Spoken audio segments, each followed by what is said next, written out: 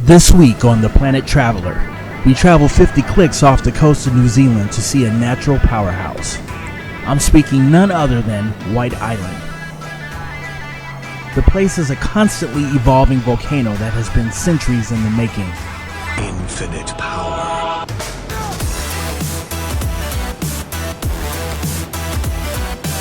White Island was discovered by Captain James Cook, who called it that because it always had a white cloud around it. How original. If you ask me, it sounds like he didn't put much effort into coming up with the name. Somehow, he didn't put together the fact that the white cloud might be steam from a volcano.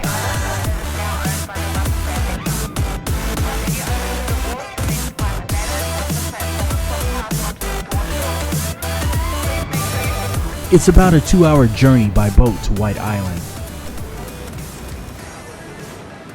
So we're going to get 10 on this first boatload.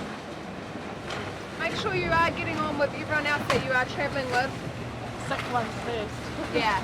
For those who don't quite have their sea legs, I highly recommend you take something.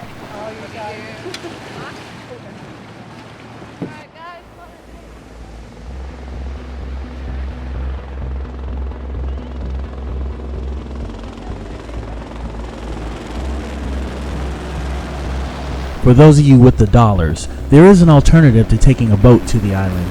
There also is an option by air.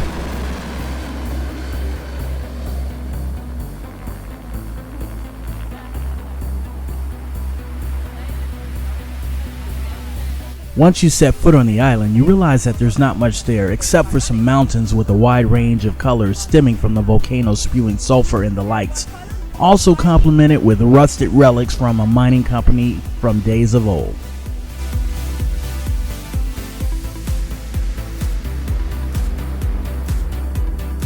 The wind blows ferociously upon the smoke as it has no choice but to conform to the direction dictated by the wind. Meanwhile, at the most active and dangerous part of the island is a boiling pool of sulfur accompanied by billowing smoke. They definitely restrict you where you can walk in this area. They don't want you to get too close out of fear you might fall in.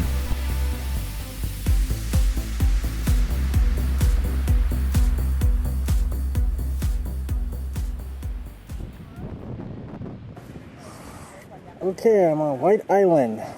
This is an active volcano in New Zealand. It's named by Captain James Cook. He thought the island looked white for some reason. He didn't realize that it was an actual volcano. But this is a live volcano. And I'm not wearing this mask for show. This stuff is acidic and it's hard to breathe. I was instructed in the event of an eruption to drop down on the ground. I had a feeling that wasn't going to do much good. This was as close as I could get to the edge. It was probably best I didn't get any closer. It was already hard to breathe.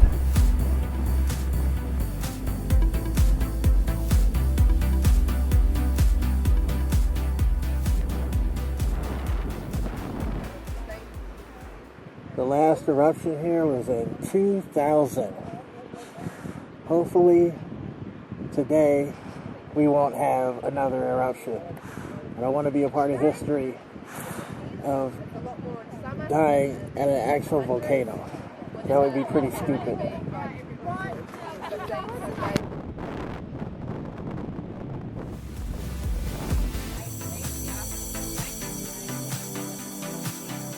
Around 1914, a company was sent to White Island for mining purposes. Part of the plan was to use this stream for water, but they quickly found out that it wasn't a viable source, probably because of the sulfur concentrate. Eventually, they went out of business. They simply could not make White Island profitable.